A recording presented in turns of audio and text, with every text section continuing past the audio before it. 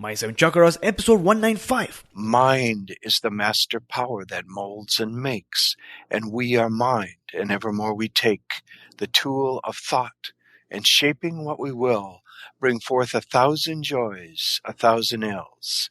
We think in secret, and it comes to pass. Our world is but our looking glass. The 7 chakras, swirling vortices of energy, positioned throughout our body, from the base of the spine to the crown of the head. For thousands of years, this ancient wisdom has been passed on from master to disciple. What are the functions of these energy centers? And could these chakras help you unlock your destiny and find your true purpose? Welcome to My 7 Chakras. And now, your host, Aditya Jai Kumar. What's up, Action Tribe? AJ here, founder and host of My 7 Chakras, the show where we dive deep into the ancient world to uncover nuggets of wisdom that will help you find your life's purpose. So if you're looking for actionable steps that you can take right away to change your life, then keep listening because you are at the right place at the right time. Today's iTunes review is by a user who's named Megan and Sabrina's mom, and she says, I absolutely love this podcast. AJ brings quality content. He really understands what his tribe is wanting to gain knowledge in. I check every day for a new podcast. Wish he could produce one every day. So relaxing and peaceful to listen to. Action Tribe, and in particular, Megan and Sabrina's mom, thank you so much for being a true and true action taker. 2017 is going to be full of more episodes, more wisdom, and more action. And if you want your review to be read out as well, make sure you share your views and your experiences in the form of an iTunes review. How do you do that? It's super simple. If you're on your podcast app on your iPhone, just hit reviews and then hit write a review. You can also use this link to jump directly onto the iTunes review page. The link you need is my7chakras.com/review. That's my7chakras.com/review. You see, one review from you is a giant leap for this show. So especially if this show has inspired you or made you take action, make sure that you leave us one review. And with that, we are now excited, we're now ready, and I am exhilarated to bring you our featured guest for today, who's here for the second time, Marc Allen. So Marc, are you ready to inspire? I'm ready, AJ. Thanks for all you do. Wonderful. So Marc Allen is an internationally renowned seminar leader, entrepreneur, author and composer. He co-founded New World Library with Shakti Gawain in 1977 and has guided the company as president and publisher from a small startup to its current position as a major player in the independent publishing world.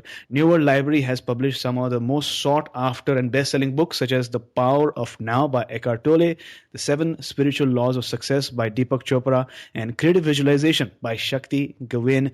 Marc leads seminars in North California and offers online teleseminars that reach people all over the world. He has written several books, including The Greatest Secret of All, The Millionaire Course, Visionary Business, and so many others. He's also recorded several albums of original music, including Breathe, Petals, Quiet Moments, Soul of Light, and his latest, Awakening. Now, as I mentioned earlier, if you haven't listened to the first episode with Marc, then make sure you visit my7chakras.com/71. And if you already have, then let's continue where we left.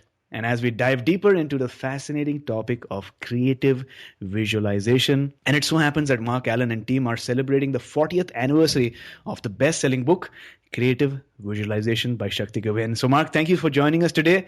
40 years is a long time, right? How does it feel? It's amazing. It's been 40 years because time flies when you're doing what you love, I guess. It's incredible to me. It doesn't feel that long ago. I remember so vividly the little startup in our little kitchen and the first little edition of Creative Visualization, and it doesn't seem like 40 years ago. Beautiful, beautiful. Love what you said. Time just flies by when you're doing what you love.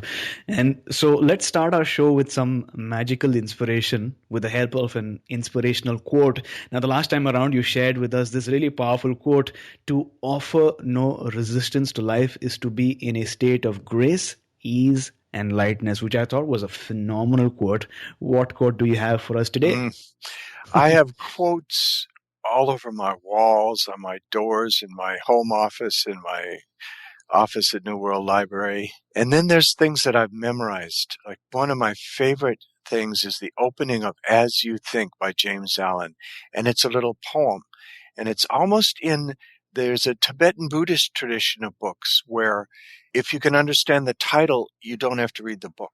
Mm-hmm. And then it opens with a little short poem. And if you understand the short poem, you don't have to read the book because it's all in that short poem. So As You Think, a beautiful, complete spiritual path in itself, is contained in this poem. And the poem is simply, mind is the master power that molds and makes, and we are mind, and evermore we take the tool of thought, and shaping what we will, bring forth 1,000 joys, 1,000 ills. We think in secret, and it comes to pass. Our world is but our looking glass. Wow. I think that's powerful. The mind is the master power that molds and makes Action Tribe.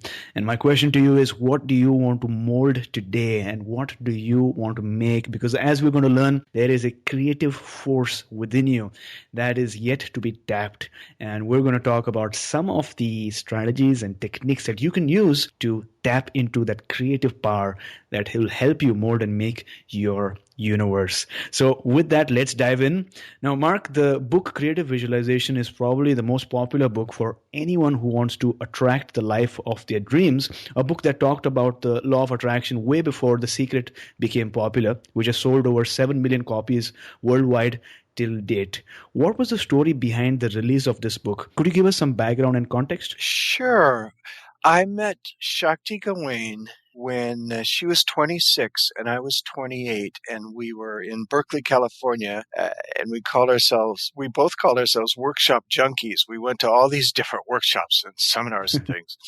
And I met her there, and we spent a year on the staff of this man named Ken Kais Jr., who'd written a book called Handbook to Higher Consciousness. And he gave these amazing weekend workshops that we were involved with, and we loved, and we learned all these things. Shakti had traveled around the world before that and had spent a year in India. And I had been at a Tibetan center for 3.5 years, a Zen center for 6 months. And so we both had these very different spiritual paths.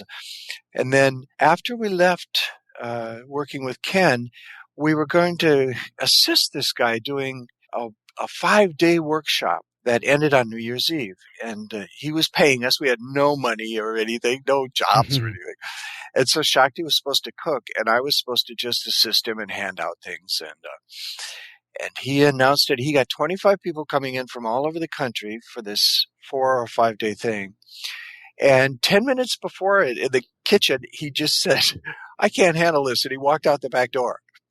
And so Shakti and I looked at each other and said, well, we might as well give it a shot ourselves. In a worst case scenario, they'd want their money back or something. So that's how we led a 4 or 5 day workshop. We never would have had the chutzpah or the courage to do it ourselves. I was 28, she was 26, but we led it because they were there, and we found a wonderful thing. It wasn't really that much what we did. The people were there taking a break from their ordinary lives for 4 or 5 days. They were ready for an experience. We just provided the space. So we threw in everything we'd learned from all our different workshops, all kinds of meditations, visualization, the pink bubble technique, treasure mapping. We had people make big maps on paper, everything. And between each session, I would literally run upstairs and type up what we had done so that people would remember. They left, They had a pile of about 30, 35 pages of notes that we made copies of really quickly.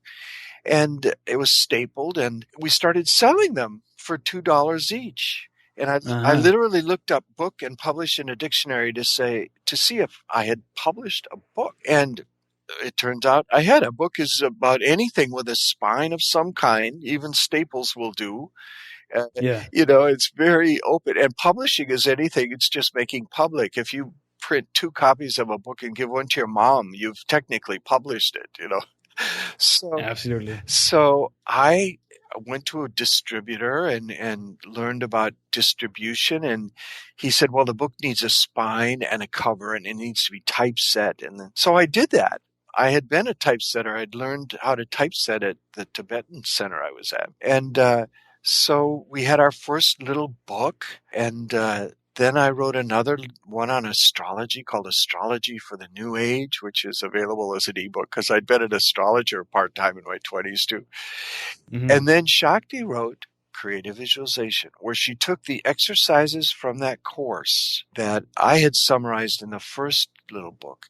She summarized it in her own way. And where my first little book called Reunion, Tools for Transformation, sold maybe 12,000 copies over the next 10 or 15 years, she wrote Creative Visualization with the same content, and it still is selling to this day. It's probably over 10 million now worldwide. Wow. And the reason it's so successful is because it was so simple. It's written, when I first read it, I thought a fifth grader could read this. Mm-hmm. You know, it's written in such simple language, and she makes everything so simple. And what I've realized over the years, the older I get, the simpler I see it.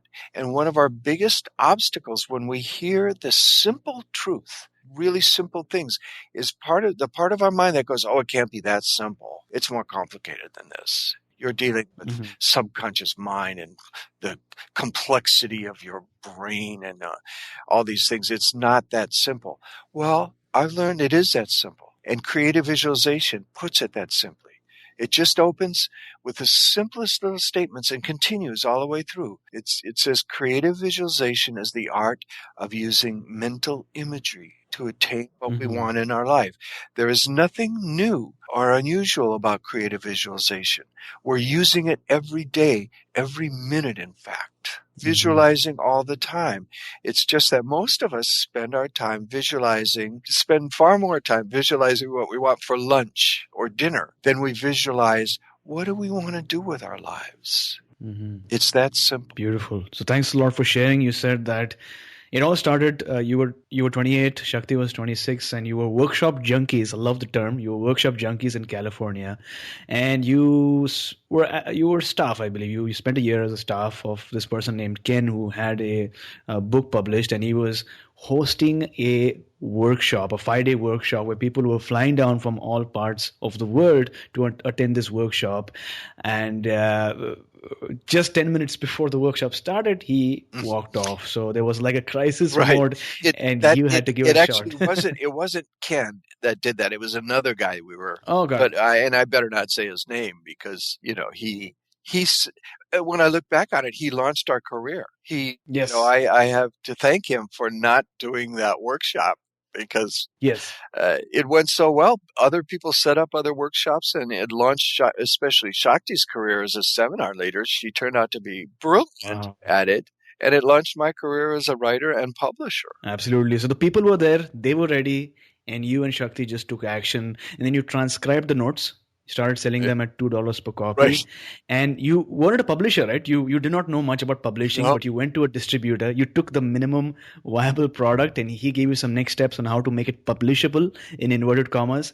And then you just, boldly, both you and Shakti went forth. Now, my question is, did you ever doubt yourself or have sort of like an imposter syndrome sometime during this phase about, who am I to do this and make an influence in the world? Because I've seen a lot of people, leaders and influencers, go through sort of like the imposter syndrome. Oh, yes.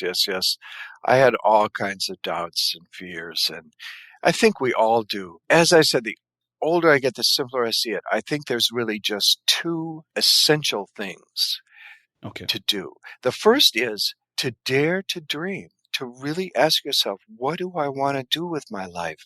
Do I have some kind of calling? Is spirit guiding me? Or whatever words you want to find. What do you dream of doing? And to really dare visualize that, imagine it, to really dare to dream. That's the obvious first essential step. You've got to have the dream. The next essential step is dealing with the doubts and fears that inevitably arise in all of us. As soon as we dare to dream of doing something, especially if it's something new or something expansive, something that puts us out there in any way, whatever it is, if we dare to dream, doubts and fears will arise. And dealing with them then is the other essential step. There's all kinds of ways to deal with doubts and fears. A lot of our work is showing people first how to dream, then how to deal with those doubts and fears. Mm-hmm, mm-hmm. So 2 essential steps, like you mentioned: dare to dream, Action Tribe, visualize, and use some of the different techniques of creative visualization so that you can lay the path. And then as soon as you do, you'll have these doubts and fears that arise, but you have to do some inner work to deal with those doubts and fears. So Mark, could you talk to us about some of the results that you've seen over the years with the help of creative visualization? How have these techniques impacted your life? Oh, I mean, I get miracle stories just constantly. And in terms of my life, it was really not until I started teaching those workshops at 28. We did a few things, and it wasn't really until my 30th birthday that I ended up making a plan. I woke up in a state of shock, realizing I wasn't a kid anymore. I had no job. I had no income whatsoever. I had no family support. I was scrounging, a word we used all the time, to come up with $65 a month rent in this very funky one-room apartment in Oakland, California. Not a nice part of Oakland. It had bars on the windows, place you would not want to raise a kid or anything. And when I had my 30th birthday, that I woke up there in a state of shock. I spent most of the day pacing back and forth. I realized I could not have a party. I had to think about my life. And that was the first time I really took that long-range view. That's the beauty of shows like this that you're doing, or any kind of, good seminar or a good book. Gives us time to step back and take the long-range view rather than wake up and immediately go into the details of our life. I spent most of the day really looking at my life and asking myself, what did I want to do with my life? And I actually remembered a little game I'd played during a Back to the Land experiment I did when I was about 22. That was about a 5-month cold, wet disaster. I didn't last. I left. But one night there, we were sitting around a fire, and this couple said, let's play a game we played at church camp. Let's imagine 5 years have passed, and everything has gone as well as you could imagine. What would your life look like? And we all went around the fire and said something. I had no memory of what I said. I was 22 at the time. I really tried to remember what I said. I had no memory, so it had no impact in my life.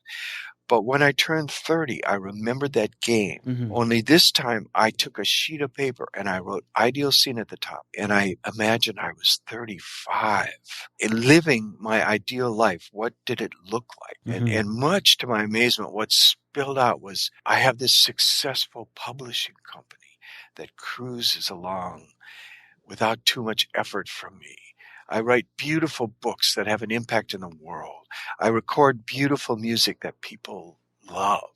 I live in a beautiful home on a hill in a beautiful part of the world. Of course, as soon as I started this, all these doubts and fears just assaulted. And then I added at the end what might be my unique contribution to humanity so far anyway, is I said, and I have, thinking of my deal, I have a life of ease. I don't work too hard.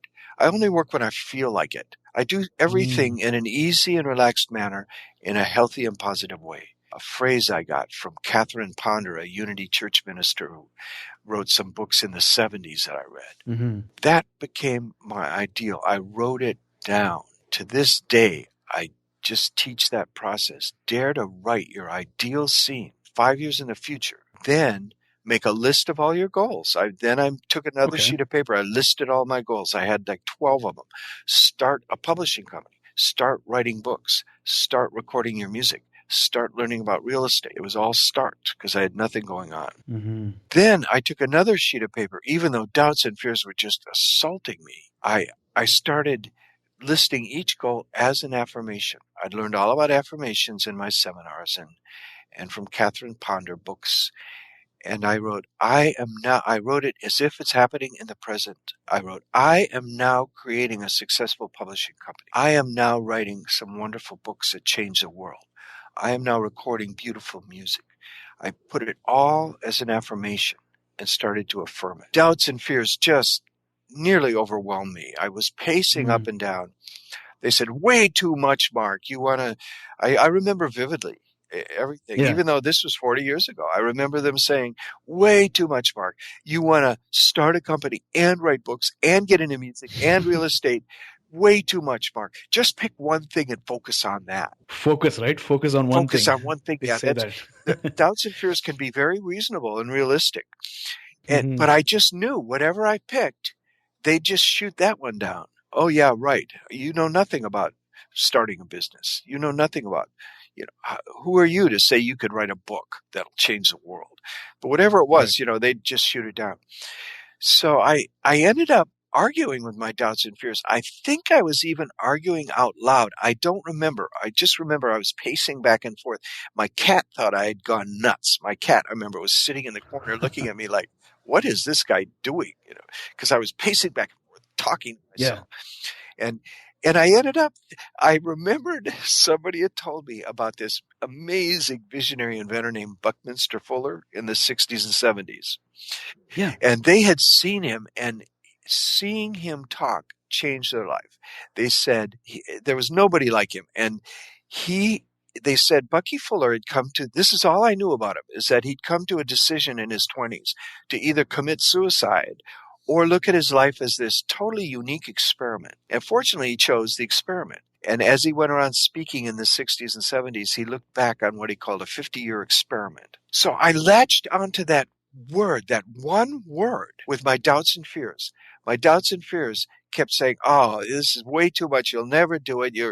Mark, you haven't succeeded in anything. You got no money. How, you have this huge dream. Forget it. Waste of time. Everything.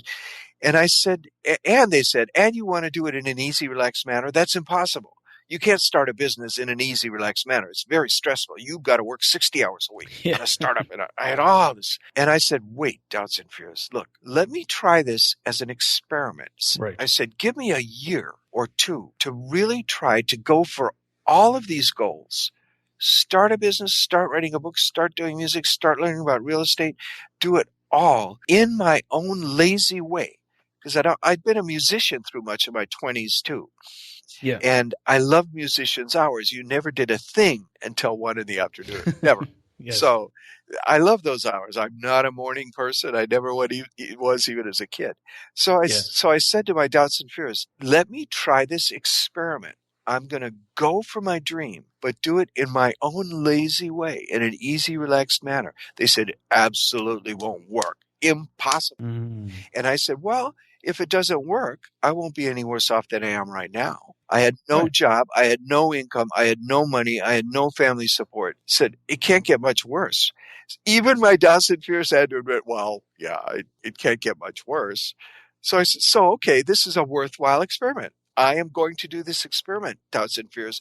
Quit bugging me for a year. I'm going to do this. I'm going to see what happens. And that's what I started that day. I grabbed the yellow pages and I started looking around to see how the heck to start a business. And the next day, actually, I got to it. That day was my birthday.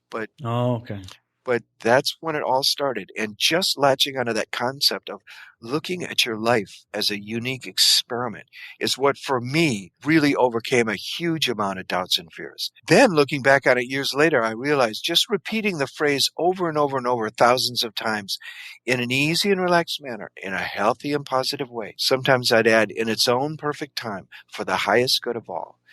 And that's, I am now creating a successful business. I am now writing a book that changes the world. As I affirm those words, when I look back, affirming easy, relaxed, healthy, positive, I think overcame a huge amount of doubts and fears in itself. Because what are our doubts and fears? It ain't easy. It's hard. It's really hard. It's difficult. Well, if you keep affirming it's easy, that completely counteracts that. It's not relaxed. You can't start a business and be relaxed. It's stressful. Yeah. That's what our doubts and fears. It's stressful. Life is hard. It gets down to deep core belief. Is life hard? Is life a struggle? Is it hard to succeed? Or can it be done in an easy, relaxed manner? I found if you just repeat, I found the power of affirmations. What are all these deep beliefs, all these negative core beliefs? Yeah. Where did we get them? People told them to us. They're words people said, often with emotion behind them. But we heard from our parents and from school and from friends and from media, Yeah. Life is hard. Life is a mess. The world's a mess. And it's getting worse all the time. That's the core belief of many, many people. Well, I learned from Ken Kais when I was 28, that year I supported him in workshops. He understood a beautiful thing about our deep underlying beliefs, that he understood our beliefs are not true in themselves. Many people have very different sets of beliefs about the world and about time and money and themselves and everything else. Our beliefs are not true in themselves, but they become true in our experience if we believe them. So then they reinforce themselves. But we can change our beliefs. And he gave us this simple little process he developed or gotten somewhere, I don't know. But in our weekend workshops with him, we would spend Sunday afternoon on this process he called the core belief process. Maybe I went over it in our last interview. I don't remember, but it's a great way. It's in several of my books. It's a great way to overcome so many of those doubts and fears. In fact, I can whip through it in a minute because it's just, maybe a few minutes, because it's just answering 8 questions. 8 questions. It's called the core belief process. First question, what's the problem? I've done this hundreds of times with hundreds of people over the year. Over the years, we can easily get into what the problem is. The problem is, I'll even use an example. I started my company at 30. I knew nothing about business or money or anything. By 35, I was nearly bankrupt. My company had nearly collapsed because our distributor had collapsed that sold our books, and we had creative visualization out then, so we had something selling, but they hadn't paid us in 6 months of distributing our books. I was deeply in credit card debt, $65,000 in credit card debt, and this was the early 80s. So this is like $150,000 in today's dollars, I'm sure. I was on the verge of bankruptcy, and that's when I remembered, I need to do this core belief process. So 1, what's the problem? Well, I was nearly bankrupt. Okay, that's easy. 2, what are you feeling physically? Just really scan your body and, my neck and shoulders are really uptight. My stomach is churning with anxiety. Okay. 3, what feelings keep arising? And you just name the feeling. Just name it. Just, I feel frustrated. I feel anxious. I feel fearful underneath it. Okay, just name the feeling. Then 4, we used to say, what tapes are running in your head? But it's basically like 1, what's the problem? But just what are those recurring thoughts that you're going over and over and over? 90-some% of our thoughts are absolutely repetitive. What repetitive thoughts? Well, I was going on and on. We have these problems. I'm nearly bankrupt. I'm not making enough to cover minimal payments on credit cards. The company hasn't been paid in 6 months. This is a total mess. I don't know what to do. You just go over and over and get those out. Express them out loud. What are all these thoughts running? Then 5, a great question. What's the worst that could happen? Well, I could go bankrupt. If that happened, what's the very, very worst thing that could happen? I ended up saying, well, I could die a drunken bum in the gutter slowly and painfully, and no one would notice or care. That's the worst case scenario I came up with. And it makes you kind of chuckle because you do realize chances of the worst case scenario coming true are very rare. But it's there. That fear is there. That fear can affect our judgment. When we make decisions based on fear, they're not the best decisions. So you just open the door to your fear. You look at fear. You look at everything. You look at every feeling. There's nothing to reject. There's nothing to hide. You just scan your body, scan your emotions, and just become aware of exactly what's going on. There's no blame or anything. You're just seeing what is and accepting what is. Okay, I feel fearful right now. I'm scared. I'm frustrated. It makes me irritated. Okay, you look at those fears. Okay, you acknowledge that. Yes, those fears are there. I've been running those fears for a long time, and I think it's affecting my health. I think it's affecting how I feel in my stomach. And okay, then 6. Then you ask, what's your ideal in this? what's the ideal scene for this problem? What's the best thing that could happen? We looked at the worst. What's the best? I have done this, as I said, hundreds of times, literally, with hundreds of people over the years. Mm-hmm. Every one of us can launch into the worst case scenario immediately. So true. When we're asked what's the best thing that can happen, almost every one of us pauses and goes, let me think. And it shows us we've been focusing on the worst case scenario way more than the best case scenario. In fact, in some cases, we've barely thought of the best case scenario. We just sort of been thinking of, well, maybe I can do this to overcome the problem. But we haven't stepped back and said, what is my ideal scene in this process? What's the best thing that could possibly happen? Wow. And so when I asked that, I thought, well, I could get a better distributor, a new distributor that pays on time. Right. And our books could start selling better. And I could start making a profit that's enough to wipe out my debt. And then, in fact, a profit that's enough to have a well-balanced investment portfolio and a successful company. That's the best case scenario. Okay, you look at that. Yeah. Then the seventh question, you say, okay, why isn't that best case scenario happening? Why? What's your excuse? Whatever comes up is your underlying core belief. For me, it was, well, it's not happening because I'm out of control with money. I'm a fool with money. I don't understand it. I'm a space case. Whatever I make, I spend. I'm a fool with money. That's what came up. Oh, that's why I can't build a successful company, because I had this image of myself, this deep underlying belief that I was a fool with money. So no wonder I was broke. In fact, deep in debt. Once you come up with that core belief, come up with it in the simplest words possible, words a 10-year-old could understand. I'm a fool with money, out of control. Okay, anyone. Then 8. The final thing is, what is the affirmation that directly contradicts and counteracts that belief? We got that belief. We were told that belief, or we told ourselves that belief. We're going to start telling ourselves exactly the opposite. What's exactly the opposite? And I came up with, I am sensible and in control of my finances. I'm creating total financial success in an easy and relaxed manner, a healthy and positive way, in its own perfect time for the highest good of all. That was my affirmation. That's it. You end up with an affirmation. Affirmations are powerful. They are a powerful force for creating whatever you want in life. One of the most powerful things I've found. There's many, many, many other ways. There's many other things. There's prayer. There's positive thinking. There's visualization. There's all kinds of things. But in this case, for overcoming the doubts and fears I had around money, it was that affirmation. I am sensible and in control of my finances. I'm creating total financial success that turned it around. I started repeating that constantly. Whenever I'd feel this anxiety in my stomach, whenever these deep fears would arise, this stress around money, I just let it go. Cancel. And I'd say, I'm sensible and in control of my finances. I'm creating total financial success.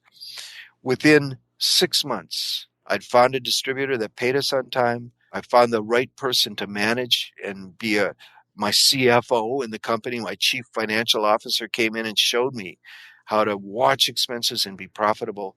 Within a year, we were totally profitable. My first bonus in profits happened to be exactly what my debt was, $65,000. Wow. And I paid off every credit card. It felt great. So Action Tribe, in an easy and relaxed manner, in a healthy and positive way. Mm-hmm. Make sure you use this at the end of all your affirmations.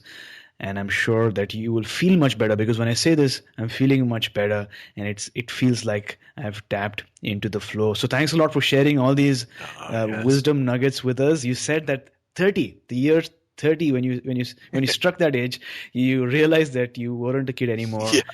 Which, by the way, is 4 months more for me when I'll hit that number. But you shared that you were renting an apartment in Oakland, not a very good area of that within Oakland, but you sort of had to think about your life long range. You asked yourself, what do I want to do in my life with my life? And you remembered a game about imagining your life 5 years down the line. What does my life look like 5 years down the line? And you did that ideal scene exercise. You thought about your successful publishing company, the beautiful book that you're going to write, the beautiful music that you were going to write, and the fact that you are going to move into an amazing, beautiful home, which I believe is Marin County. Is that correct? Yes. Wonderful. You shared that last time. And I love the fact that you made that firm affirmation to define success in your own terms and not listen to some of the rules that people were creating, that you need to work 60, 70 hours per week in order to see success. But you decided to define success in your own terms. Now, one question I have is, you sort of told us about the ideal scene exercise, right? 5 years down the line, imagine what that day would look like. And one of the exercises in the book is about visualizing your life 10 to 15 years down the line, or maybe at the end of your life, right? So I face a little challenge about imagining what my life would look like maybe 15 years down the line, or maybe even more than that. Did you ever face that challenge? Because 5 years down the line is comparatively easier for me to maybe imagine, but it gets hard when it goes beyond that. Right. I never really looked beyond 5 years. I found 5 years. Yeah, that's a good amount of time to really stretch the imagination. So for me anyway, that's the 5 year time period works. Perfect. Thanks a lot for that clarification. Now, I just wanted to speak about the topic of money, because I think that sometimes there's a negative stigma attached around money. And during our last interview, you shared that at one point in your life, and you shared that today as well, you were nearly bankrupt. And then you used creative visualization techniques to transform your situation. So how did you deal with your relationship with money? Because I'm sure that changed, right? Oh, yeah. I really took a good look at my beliefs around money. I really did believe in my 20s and into my early 30s, it was hard to make money. It was so hard. I remember it was a struggle. Life was a struggle. There just wasn't enough money. That was my deep belief. I remember when I just started the company, I had no money when I started it. It was really started on a total shoestring. I started doing typesetting jobs on the side, and then putting it into the publishing company. And looking back, I developed a really good plan. It was like, I will just continue working on the side and putting the money into the publishing company until the publishing company is up and running and can support itself. So it was a plan that had, I didn't have like a fixed amount of money I had to invest. It was this ongoing thing. But, it was such a struggle. I remember I needed a truck because I needed to drive books around, and I could not save. I tried to save $1,000 to get a used truck. I could not save $1,000. I'd save $200 or $300, and then I'd need it for something like rent or, I'd blow it. I remember how difficult it was. That first startup, saving that first 1,000 was so challenging for me and so difficult because my deep beliefs around money were that I didn't have enough. I was out of control. I was a fool with money. That's really what I believed.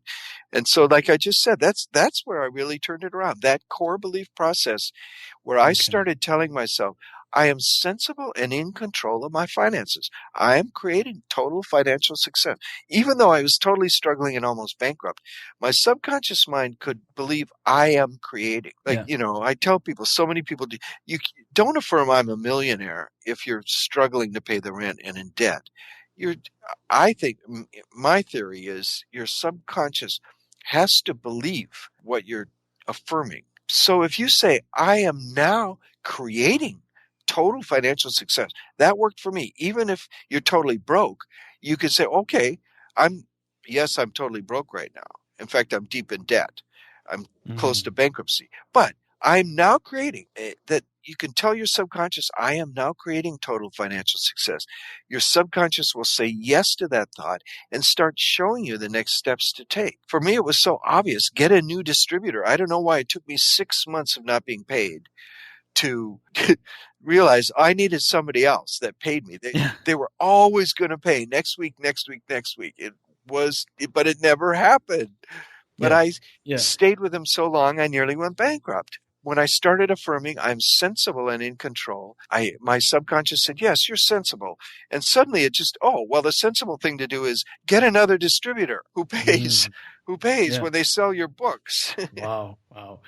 Now, when I go to the About Us page on your website, it reads, over 35 years ago, in the kitchen of a small apartment in Oakland, California, Marc Allen and Shakti Gawain started a publishing firm known as Whatever Publishing to put out into the world a few books and booklets that they had written. It was a shoestring operation, started with very little capital.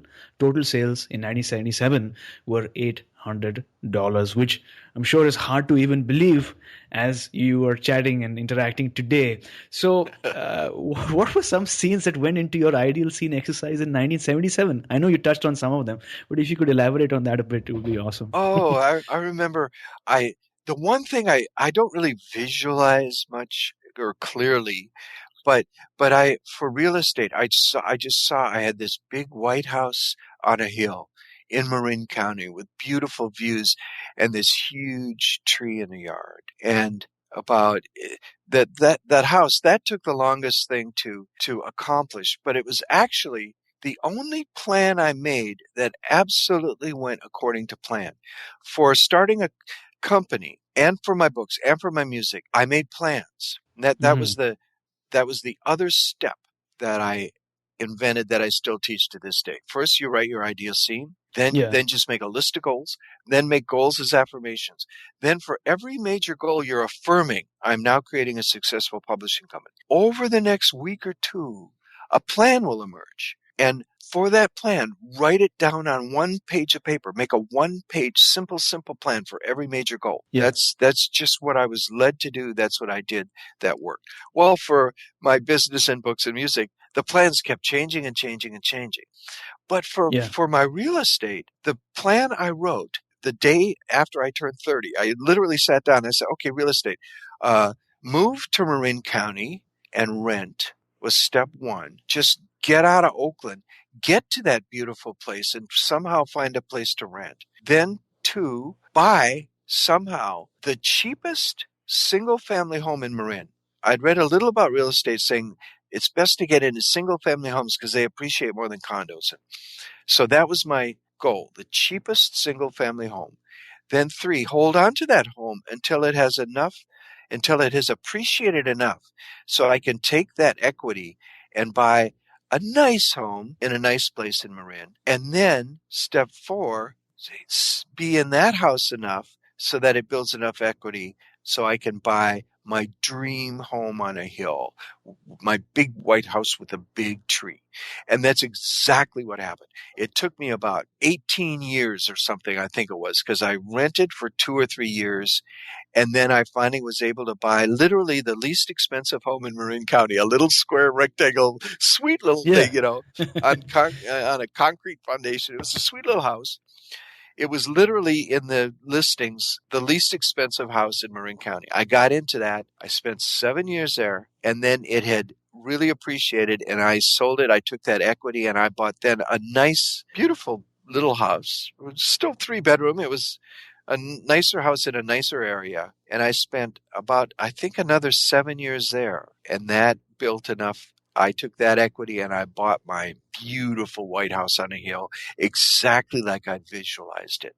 It even had the huge tree in the yard and beautiful views. So I love the systematic and organized approach that you had towards this wonderful manifestation. Yes, you did want that big white house on the hill with a huge tree in the yard, but then you had a stepwise approach, move to Marin County and rent, buy somehow the cheapest home in that area, and then hold on to that home till the price appreciates. and then finally get that big white house. Now, my question is, and you mentioned that it did take a couple of years. What are your thoughts on the phrase overnight success? Because that's thrown around a lot these days, Right. and some of our listeners might have this thing in their mind, I cannot be an overnight success. I don't have it within me. So what are your thoughts on that? Well, it all depends on what you define as success. Yeah. Certainly, the most important part of success is not the money. Very rarely do people become a financial overnight success. I remember when William Macy, the actor, they kept calling him an overnight success when he made the movie Fargo. And Okay. he said, well, yeah, I was an overnight success, but it took 30 years for that Wow. night to happen, for him. But it is very important to define what success is for you. And money is important. I love what Kent Nurburn says in his great book, Letters to My Son. He says, money is even central to our lives. We need it in this society, but it has no central importance whatsoever. On the list of what's really important in life, it isn't on that list. On a Yeah. person's deathbed, no one has ever said, I wish I would have made more money, or I wish I would have been No. at the office more. No. So in thinking through your success, what really is successful to you? Well, it always gets down to some emotional feeling of peace and fulfillment and love. And that's the kind of thing you can move into overnight. I often have people, okay, imagine you won the lottery. What would you do with it? Well, so many people, they'd, buy the beach house in a tropical island and Okay, then what would you do for most of us, we don't want to kick back forever. You kick back for a while, maybe a few months. And then what happens? Then you start to want to do something with your life. Okay, what do you want to do? What do you want to do with all your wealth? Well, I want to contribute to humanity. I want to do this or that. I want to express myself, whatever it is. Once you think that through, imagining you had $100 million behind you, then you can look at your financial reality and see how can you move quickly into that same emotional feeling of satisfaction without money even, or with very little money.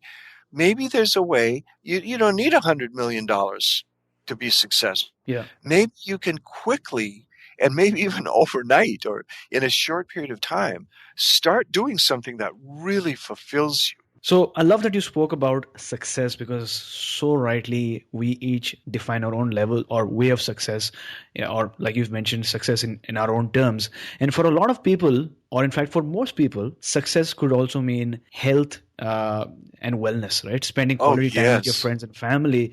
So does creative visualization help with health-related challenges? Oh, yes. Because many of our listeners might be going through certain ailments, maybe certain diseases that they have attracted over the years. So what has been your experience with using creative visualization for health-related challenges? Science is just beginning to understand that our mind really affects every cell of our body. In fact, I saw this great study in Europe where they took a huge group of people and asked whether they're optimists or pessimists. And they followed them for years. And it turns out the optimists were far healthier. They were less sick. And their recovery period was way faster. The pessimists were sicker and would stay sick much, much, much longer. That's just our frame of mind. Now, there's people like, what's his name? I just heard this, Rick Hansen? Rick Hansen. Yeah, Yes. the neuroscientist.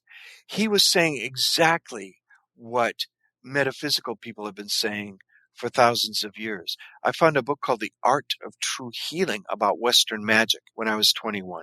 And there, they just have you visualize a healing energy at the crown of your head.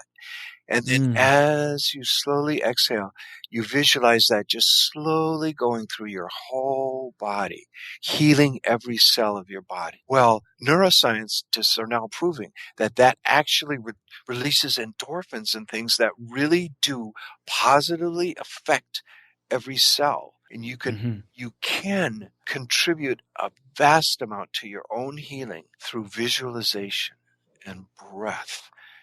Just imagining, using the power of your imagination to imagine you're sending healing energy to every area of your body. It has tremendous healing benefits. I'm sure a lot of our listeners will try out this very technique maybe after this episode or maybe later on during this day, because I've tried it and I use it quite often. Even before each and every episode recording, I sort of do this technique just so that I'm in the right frame of mind, in the right state in order to have the conversation. So thanks a lot for sharing. Now, I have to ask this question. One of the techniques you've frequently mentioned is affirmations, which I think is really powerful. But there are some people who feel that affirmations just don't work for them. So why do you think some people have a hard time seeing results through affirmations?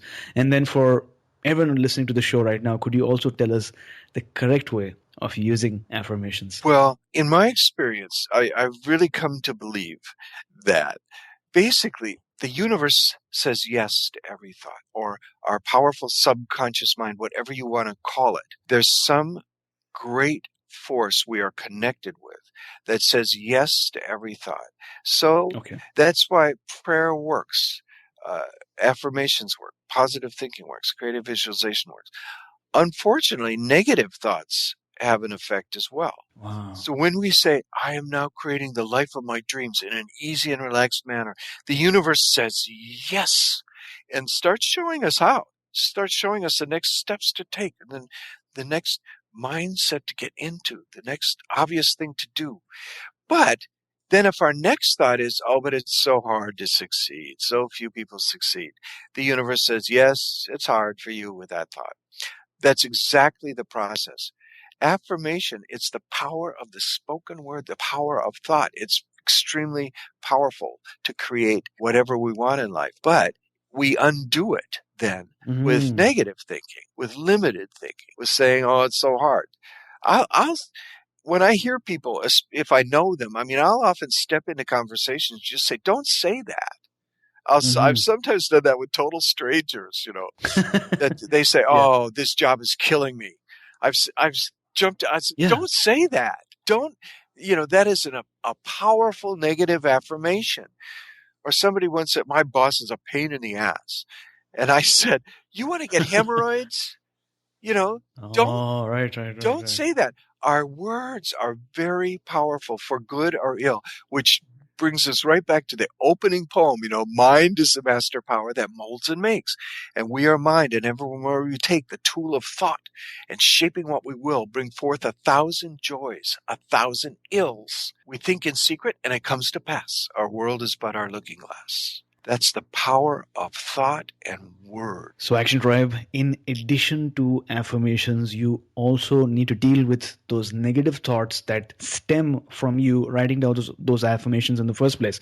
Those doubts, those worries, those fears. So that's why maybe you're not seeing those results, is you might be missing out on step 2 of affirmations, which is dealing with those worries as they come out. So thanks a lot for clarifying that. I think that's super profound, and I think that's a lot of value for our listeners. Now, a quick question. In part 3 of the book, Shakti wrote a chapter about meeting your guide. So my question is, do you believe in spirit guides? And if yes, could you talk to us a bit about your experience? Yes. Again, I don't know what's objectively out there, and I'm hesitant to talk or think even about angels or past lives or whether our ancestors are really there or what. Who knows? All I know is what Hamlet said to Horatio, there's far more in heaven and earth than we dream of in our philosophy.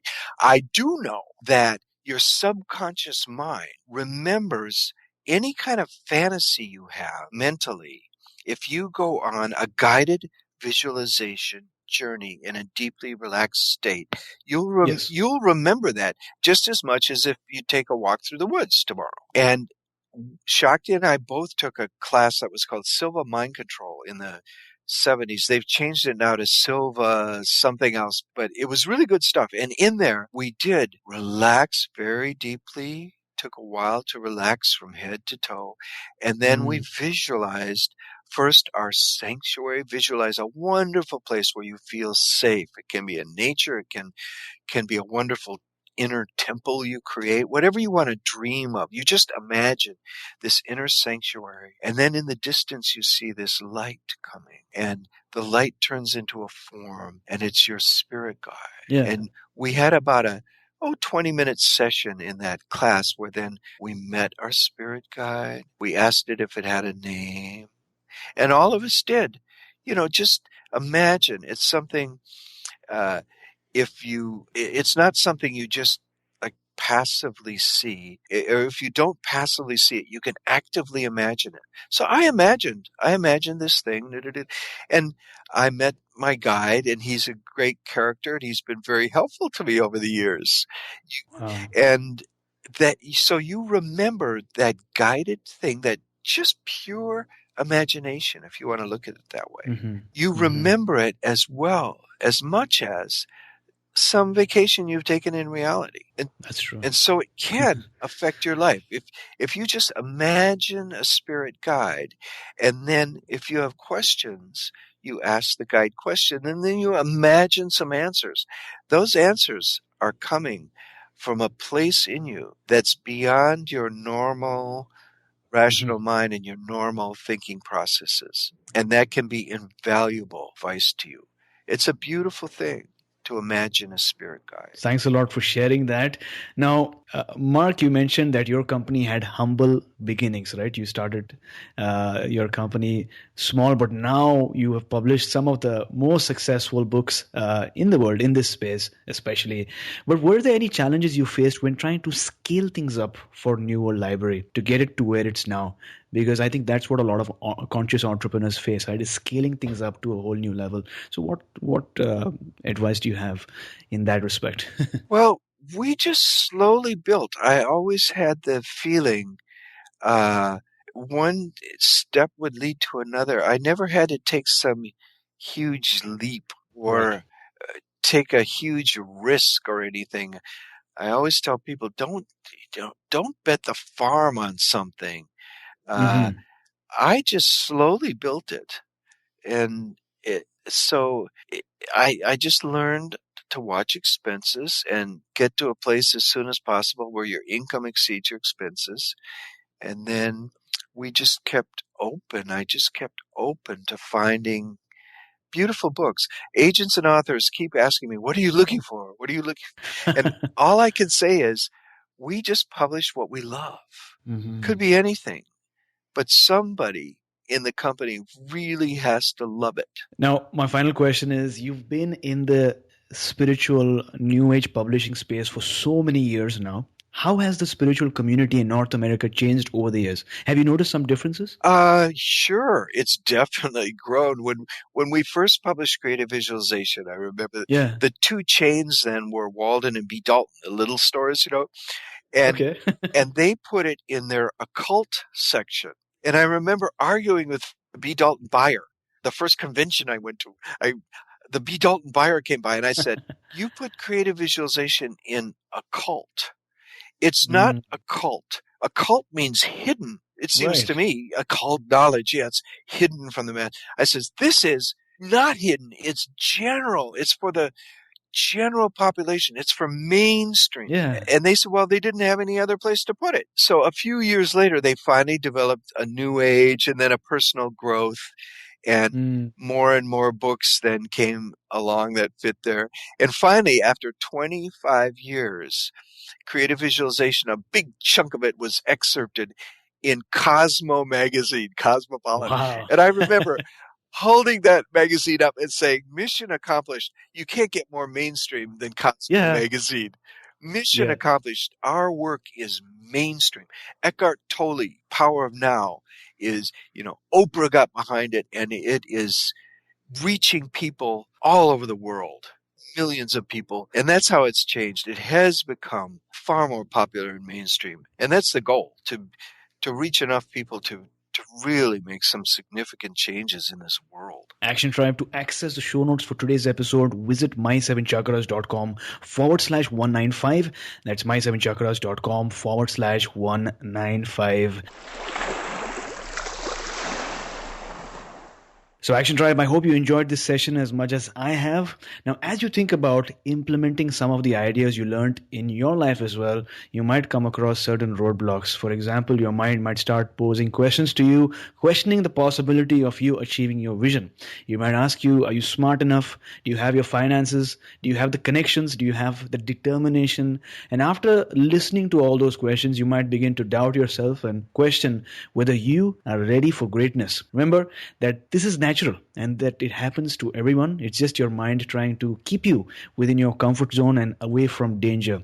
You need to have faith in the process, and as we're learning today, do the work to train your subconscious mind, because that's where the transformative power lies. Through affirmations, through journaling, through visualization and other powerful techniques, you will slowly and surely begin the process of attracting your grand vision. But you need to have faith and take one step at a time. One step at a time is something that will really make a tremendous impact in your life. And if you ever doubt whether you are creative enough, read out this quote by Marc Allen himself, which states, "We are powerfully creative beings. When we focus our conscious mind on a dream or goal, our limitless subconscious mind gets to work and shows us step by step how to reach that goal."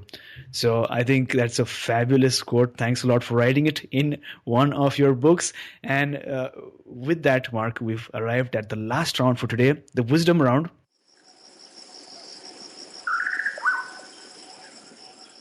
And I know we did this round last time as well, but since it's been about a year since we last chatted, I'm sure we'll learn something new from you as well. So are you ready? I'm ready. What is the best advice, or one of the best advices or best pieces of advice that you've ever received from someone? Mind is the master power that molds and makes, and we are mind, and evermore we take the tool of thought and shaping what we will bring forth 1,000 joys, 1,000 ills. Wonderful. So name a personal habit that keeps you going every day. I'm totally undisciplined, but I do get up in the morning, I wander out into the sun or the rain or whatever, and I give thanks. I give thanks for this day and for life itself. Beautiful. So Mark, these days, what is your morning routine like? Or maybe since you mentioned that you're not a morning person, maybe you could talk to us about your evening routine. I do start each day whenever I get up. I never have an alarm clock or anything to do before 1 o'clock or so. But I do start each day walking outside, breathing deep, stretching my arms up, and saying, thank you, universe, for my life. Thank you for the healing life energy in every cell of my body. Thank you for this day. Beautiful. Thanks for sharing. Now, name a book that you'd like to recommend for our listeners today. The Magical Path. We talked, my book, The Magical Path. We talked about healing before, and I wanted to mention there's a great chapter on healing, the power of healing, and how this simple meditation can heal body and mind. Beautiful. We'll add that in the show notes. Action Tribe, I know how much you love our book recommendations. I know that many of you purchase these books as soon as you hear them shared on our show. And that's why audible.com is offering Action Tribe one free audiobook download with a free 30-day trial so that you can get to check out their amazing service. Now, Audible has over 180,000 titles to choose from for your iPhone, Android, and Kindle, including bestsellers like The Chakra System by Anadea Judith, Autobiography of a Yogi by Paramahansa Yogananda, and A New Earth by Eckart Tolle. To download your free audiobook today, go to audibletrial.com/MSC. Once again, that's audibletrial.com/MSC for your free audiobook. Boy, The Magical Path is on Audible too. The entire book, and within there's some very powerful guided meditations. Superb. So, Action Tribe, you know exactly what to do next to grab your book, The Magical Path. So, Mark, thank you so much for joining us today. Before you go, tell us something that you're super grateful for, and tell us the best way we can find you online. I'm grateful for the life energy that flows through every cell of our body and connects us with the entire universe. We're amazing, miraculous forces of creation, and we're able to create with that force. The force flows through us. We are the force. I'm eternally grateful for that. What was the second part? How can we find you online? Oh, thank you. MarcAllen.com, MarcAllen.com is my website, and they can connect to there. My music is on there too. That's at watercoursemedia.com, but you can get to it through MarcAllen.com. Perfect. And Action Tribe, since we've been talking about the book Creative Visualization so much today, it's the 40th anniversary, so Marc Allen and New World Library has been kind enough to give Action Tribe a discount for this particular book, Creative Visualization. So if you want to grab that book, grab your own copy, then you need to go to newworldlibrary.com, search for Creative Visualization, use the promo code 7 chakras. That's either 7 the digit chakras or 7 the word 7 chakras. It's not case sensitive, but if you use these promo codes, you'll get a 30% discount on your own copy that will be shipped to you. So thanks a lot, Marc, for giving us this discount. Thank you for talking to us about creative visualization and taking us one step closer to a human revolution. Thank you, AJ, for your wonderful show. You were listening to My 7 Chakras.